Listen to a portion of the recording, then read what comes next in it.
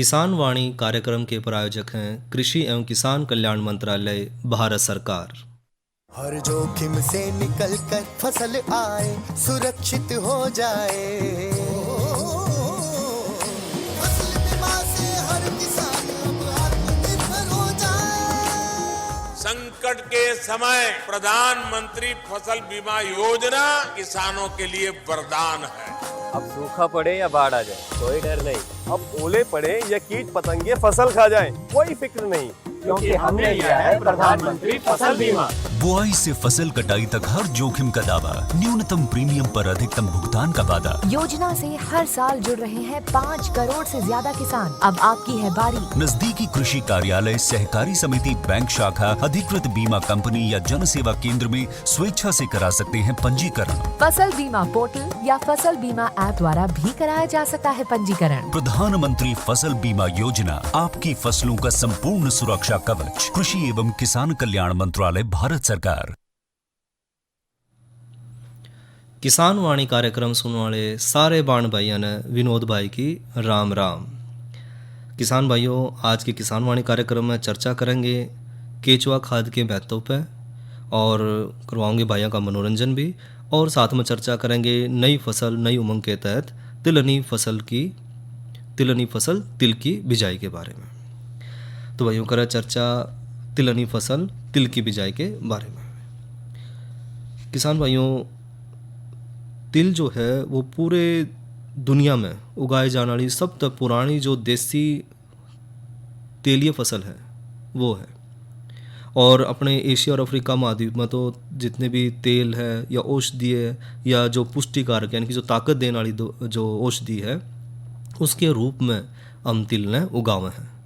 और विश्व भर में अगर तिल की बुआई के क्षेत्र की बात करें, इसकी पैदावार की बात करें, इसके निर्यात की बात करें, तो उसमें अपने देश का नाम पहले स्थान पर है, क्योंकि लगभग सारे राज्यों में जो है तिल की खेती करी जावे है। और भाइयों, तिल का जो तेल है वो सारे प्रकार के जितने भी तेल हैं उनमें सर्वोत्तम माना गया है, क्योंकि इस तेल में सभी प्रकार के जो अमीनो अम्ल हैं, खनिज पदार्थ हैं, विटामिन हैं और जो पोषक तत्व हैं वो सारे जितने भी दूसरे अलग वो जो वानस्पतिक तेल हैं उनकी तुलना में ज़्यादा पाए जाते हैं। और ये जो तिल है इसमें लिग्रेन और टोकोफेरोल और विटामिन बी जो है वो प्रचुर मात्रा में पाए जाते हैं। खासकर ये साथ में जो यकृत में जो कोलेस्ट्रोल है उसका अवशोषण भी करा है, उसने सोखा है, और साथ में उसका जो उत्पादन है उसने भी रोका है। और तिल के तेल में भाइयों जो पोषक तत्व हैं, औषधीय गुण हैं और जो प्रसाधनक जो गुण हैं, इन सब गुणों के कारण भाइयों तिल के तेल ने जो है तेलना की रानी भी कवा है, क्योंकि इसमें जो है इस तेल में जो है औषधीय गुण भी बहुत ज़्यादा है।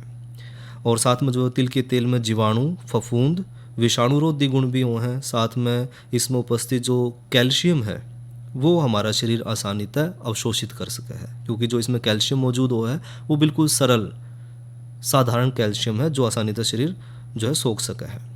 और अपने हरियाणा में भाइयों तिल जो है वो खरीफ की मुख्य फसल है और इसकी काश्त लगभग 6 से 8 हज़ार हेक्टेयर ज़मीन पर करी जाओ है। और हरियाणा में इसकी औसत पैदावार जो है दूसरे राज्यों के मुकाबले में ज़्यादा है, यानी कि अगर सारे राज्यों की तुलना करें तो हरियाणा उसमें सबसे पहले नंबर पर है तिल के उत्पादन में।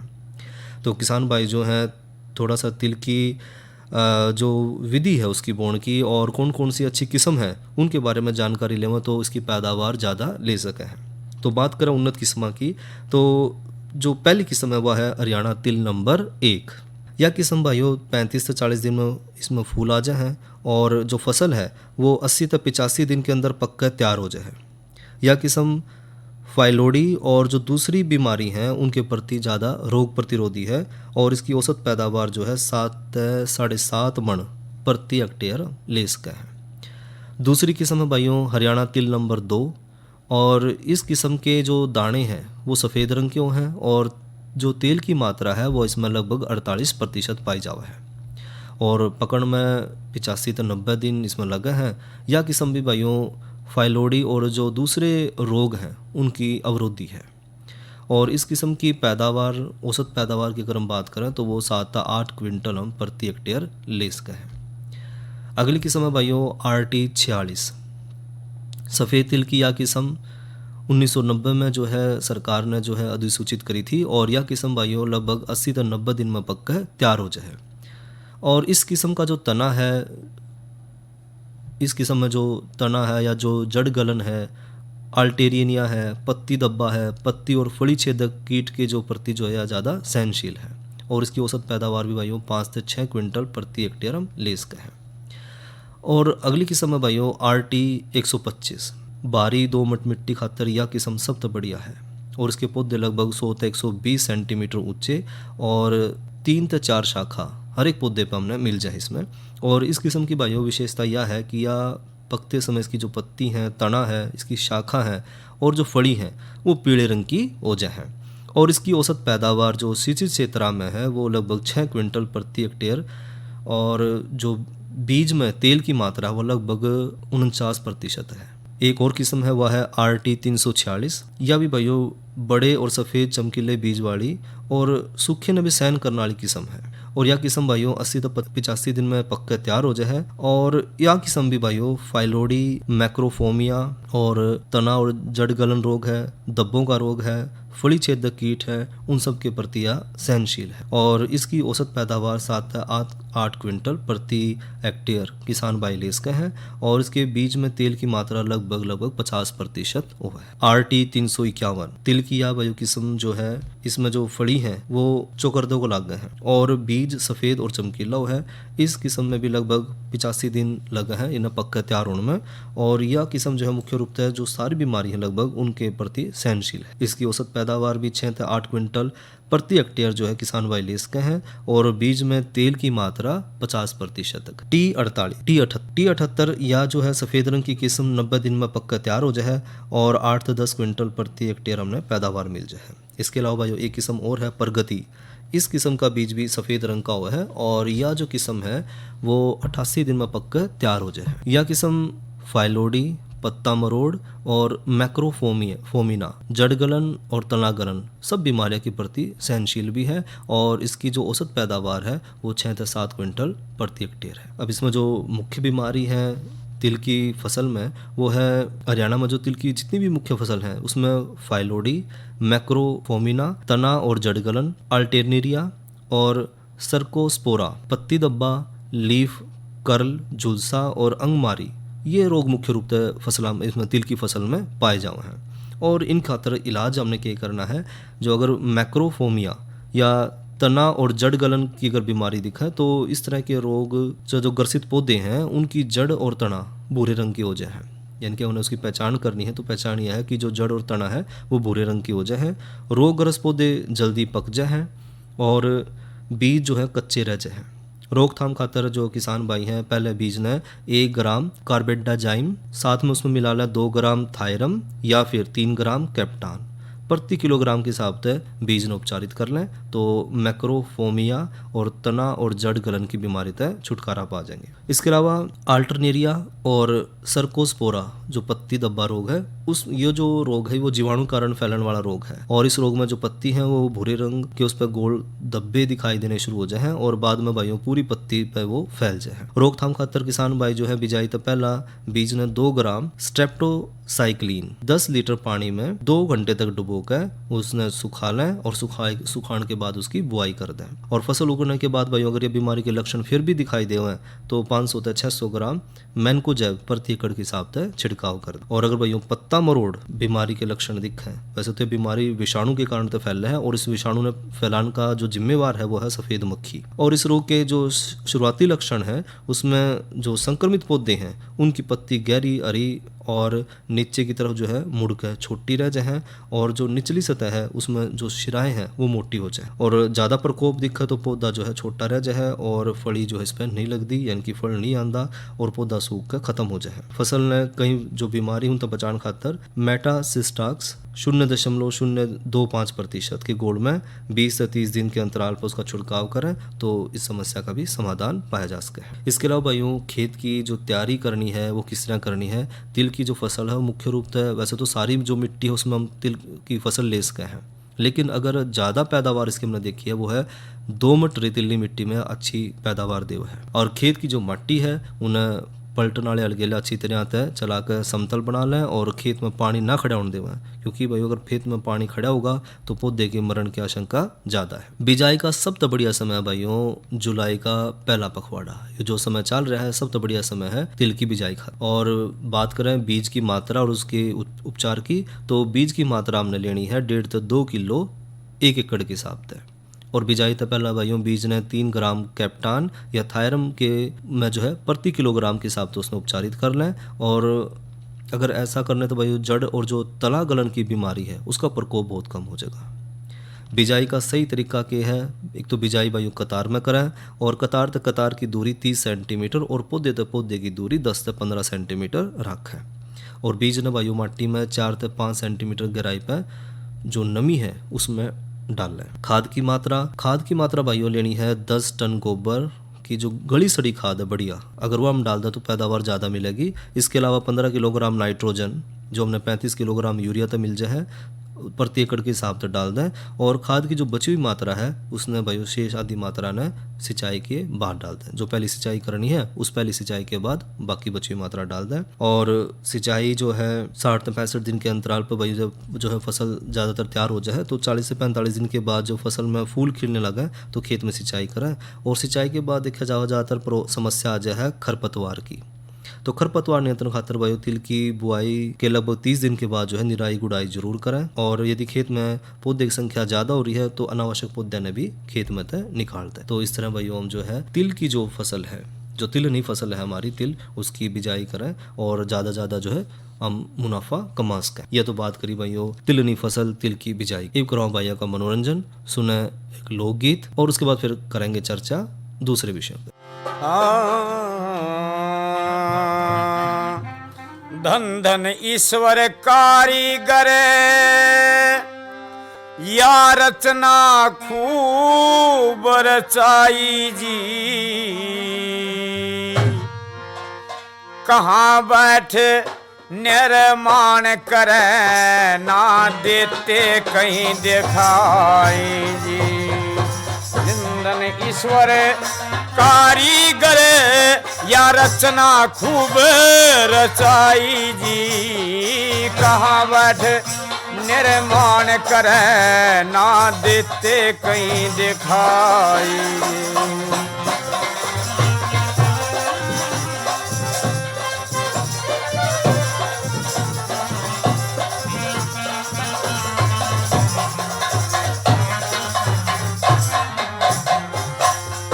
मानव पशु परिंदे पौधे तरवर बिन विधाता जी, बीज फूल फल कई तरह के ये रंग महक बिखराता जी। जड़ी बूटियाँ गुणकारी कुछ व्यर्था नहीं रचाता जी। वैदन बजिया बन के तू ही सुख में जीवन दाता जी। वैदन बजिया बन के तू ही सुख में जीवन दाता जी। कर्म भोग सुख दुख पाने की, कर्म भोग सुख दुख पाने की ये चरखी खूब चलाई जी। अन्न जल वस्त्र और सुविधा दुविधा ये ठीक समय भुगताई जी।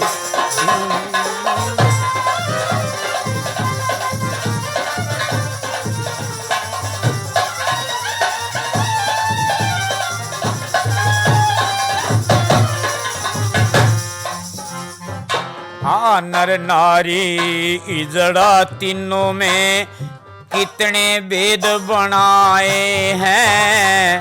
भगत में भक्ति, नारी में जुगती, पापी में पाप जगाए हैं। विश्व नकल गुण वेद सभी नर देही में ही सजाए हैं। एक से बढ़कर एक अनोखे ये कलाकार दिखलाए हैं।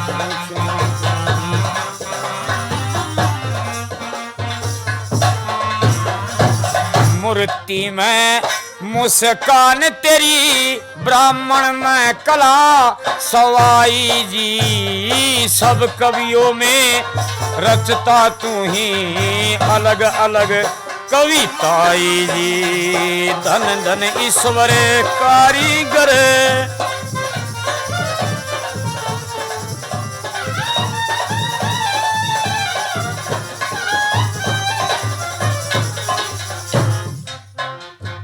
हाँ मकड़ी जाला गरबैया कचुए की गर चमकती है। शेप ताकू जहर सांप में ये मोर की शान धमकती है। गिरी पे झरना जल से बिजली अद्भुत तेरी रचना है। बने घास का दूध थना में पर दूध से मखनी मिलती है। बने घास का दूध थना में नारियल में जल गिरी ठोस गन्ने में रस सुखदाई जी। तिल सरसों में तेल आंब नींबू में भरी खटाई जी। धन धन ईश्वर कारीगर ये रचना खूब रचाई जी।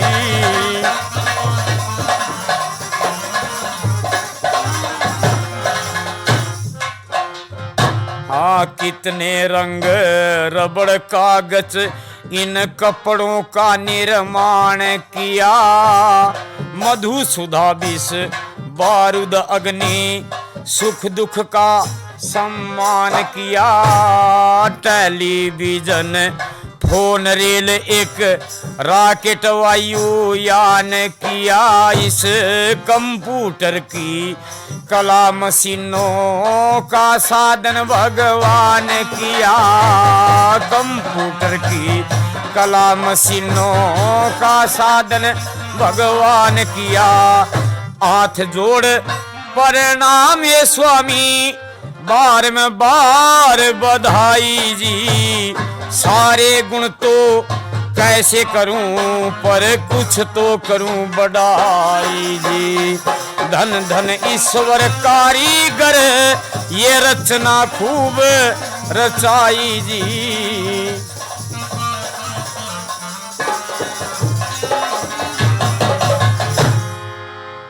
बीज एक दई नशे की चास प्रभु।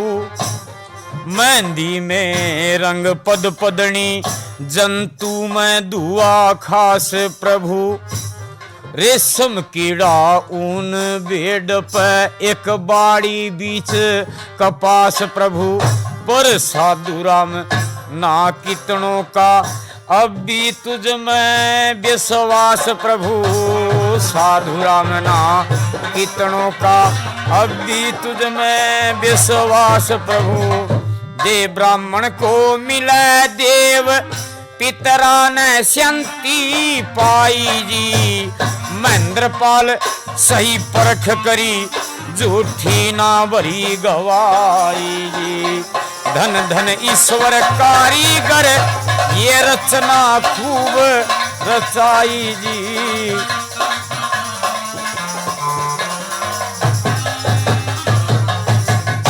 ये तो सुनी भाई ने रागणी रामदत्त की आवाज़ में। और ये बात करें भाई मौसम की, तो आज का अधिकतम तापमान रहा 42 डिग्री सेंटीग्रेड और न्यूनतम तापमान रहा 25 डिग्री सेंटीग्रेड। और आने वाले कल का अधिकतम तापमान रहने की संभावना है 38 डिग्री सेंटीग्रेड और न्यूनतम तापमान रहने की संभावना है 26 डिग्री सेंटीग्रेड। और भाई वो आसमान साफ रहेगा, बारिश की बाल कोई संभावना नहीं। और कल का जो किसानवाड़ी में चर्चा करेंगे हम, विषय रहेगा कल का, वो होगा है पशुओं में लंगड़ी रोग के कारण, लक्षण और उसके उपचार पे। और दूसरा विषय रहेगा हमारा कृषि विश्वविद्यालय हिसार का कृषि के विकास में योगदान। और भाइयों ईब कर चर्चा केचुआ खाद के महत्व। किसान भाइयों अपनी एक पुरानी कहावत भी है कि मिट्टी के कण कण में जीवन है। और यह बात आज वैज्ञानिक भी प्रमाणित कर रहे हैं कि मिट्टी के कण कण में जीवन है। क्योंकि हजारों साल तो जो भारत की जो ग्रामीण लोगों की खेती का मुख्य आधार जो है वो ज़मीन रहा है। और पिछले 40-50 साल में तो बढ़ती आबादी ने जो मानव जीवन का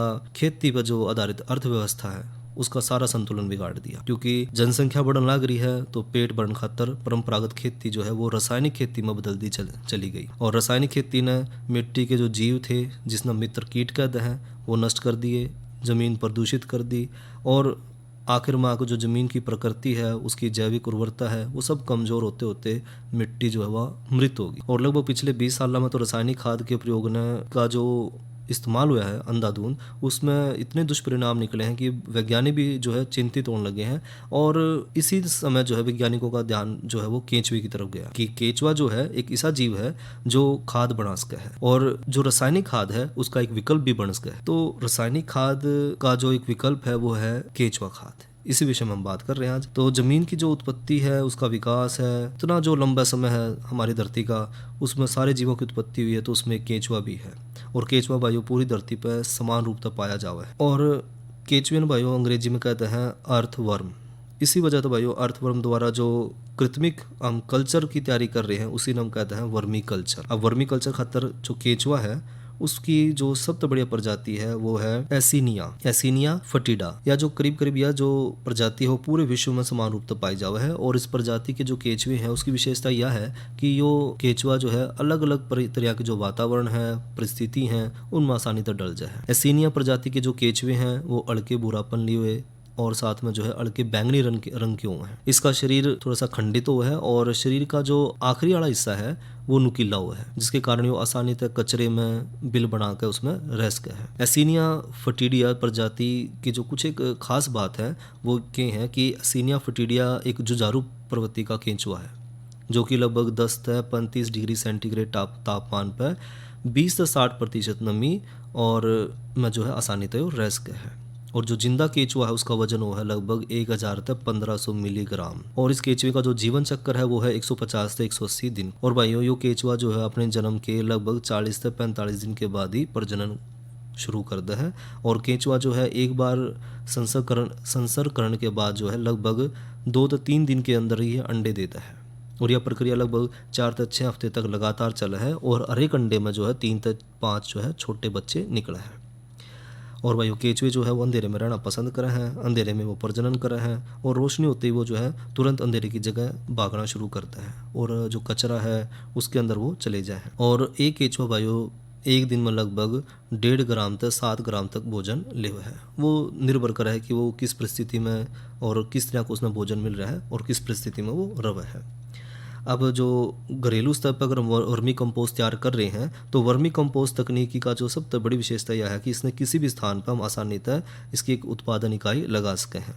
क्योंकि बहुत छोटे स्तर पर अगर हम 10 से 20 किलोग्राम प्रति महीना अगर वर्मी कंपोस्ट का हमने उत्पादन करना है तो उसका खातर हमें थोड़ी सी जगह की ज़रूरत है।